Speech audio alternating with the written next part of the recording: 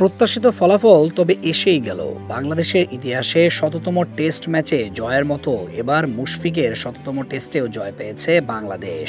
ঐতিহাসিক টেস্টে প্রথম ইনিংসে সেঞ্চুরি ও দ্বিতীয় ইনিংসে হাফ সেঞ্চুরি করে মুশফিক পাশে বসেছেন রিকি পন্টিংয়ের।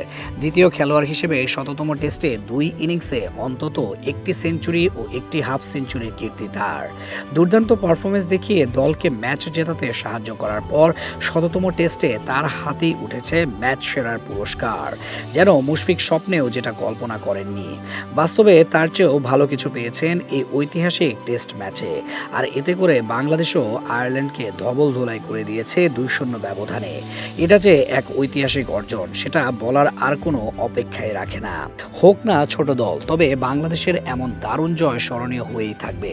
স্মরণীয় হয়ে থাকবে আরও একটি কারণে, সেটা হচ্ছে তাইজুল ইসলাম, যিনি প্রথম বাংলাদেশি ক্রিকেটার হিসেবে টেস্ট ক্রিকেটে 250 উইকেটের মাইলফলক পেরিয়ে গেছেন।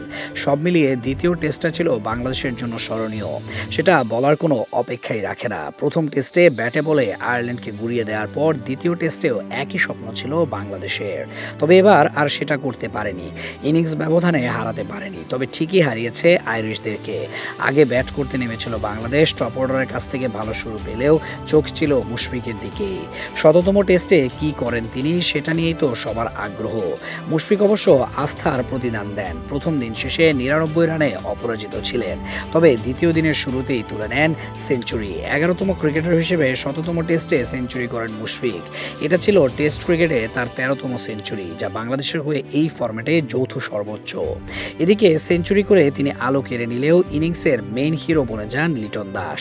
পঞ্চম টেস্টে সেঞ্চুরি তুলে নেওয়ার পথে 128 রান করেন তিনি।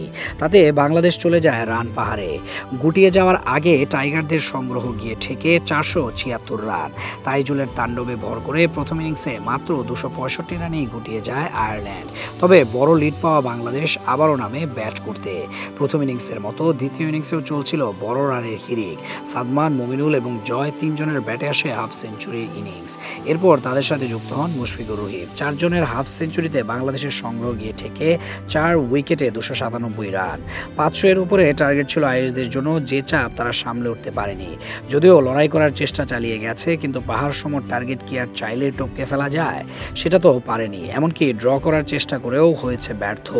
আর এতে করে শেষ পর্যন্ত দারুণ লড়াইয়ের পর অসাধারণ এক জয় তুলে নেয় বাংলাদেশ।